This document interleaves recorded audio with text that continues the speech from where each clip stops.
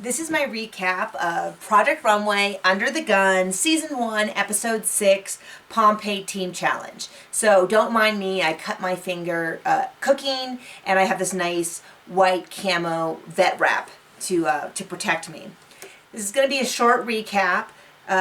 We open up with the designers kind of dealing with the situation of Nick throwing Isabel under the bus. So now they're asking questions like, how is that going to affect me? Is Nick going to do the same thing to me if we get into a fight? And basically kind of everything we predicted they would feel. Tim pulls aside Nick and says, you didn't need to do that. That was inappropriate. And Nick says, okay, I'm sorry. Now, I have to say, I said last week in my recap, I didn't think what he did was appropriate at all. A lot of people online were like, oh, Nick totally, deserved to do that. But I feel vindicated because Tim agreed with me. It was completely inappropriate. So we get to the challenge. They go to the Getty Villa, and it's going to be inspired as a team challenge inspired by the movie Pompeii. It's a great inspiration, lots of long flowing kind of toga-y stuff. They have to do a collection.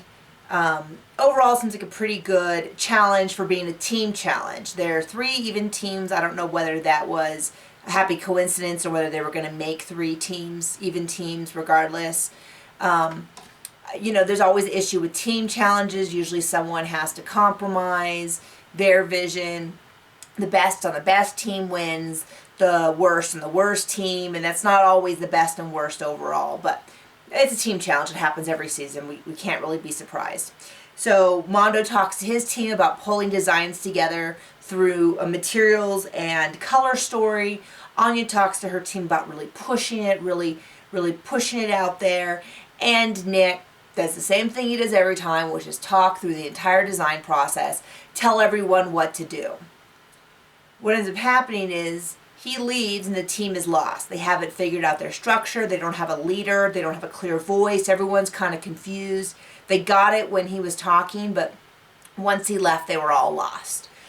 Typical story. For once, Nick backs off, and they eventually pull it together. But they're the ones that are fighting and yelling, and then they're not talking, and it's pretty much a mess. The whole episode is just about his team going through their whole, oh, they're going to lose. Oh, no, wait, they're the winners. And I don't know. The clothing, nothing really blew me away. The one thing I do have to say is I feel really bad because, so I live tweet the show, and I was live tweeting. There's like 6 of us doing it, including Marie Claire. So come join us if you're on Twitter. Someone commented about not even recognizing someone on Anya's team. And I realized I didn't know who he was. And one of the designers, Michelle, was like favoriting stuff. And I felt bad because I didn't know I knew who she was, but I didn't really know her. And normally by episode 6, I know all the designers. I know all their designs. I know their design aesthetics. I have a really good feeling about who's going to be on top and who's going to be on bottom. I really don't have that this season, because I only really know about Nick and Isabel, and everyone else has kind of gotten thrown to the side. I see their designs, but I don't want to rewatch the episodes because it's so driven by people that aren't necessarily like sometimes. I don't know. I don't really want to say that, but it's true. So we get to the end. Nick's team wins, and Anya has 2 designers on the bottom, and we get down to the very end, and no one goes home. So there was that.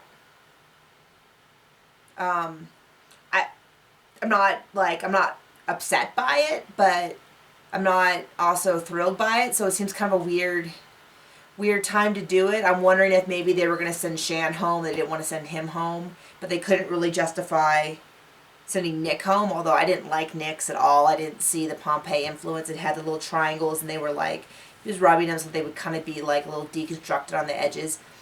I see the reference, which was the tile floor, but I didn't really see it as being Pompeii. I saw it as messy, but there you go. So it's a very short recap. I'm going to really try to focus on the designers in the future. So hopefully I'll get to see more of them. So anyway, see you next week.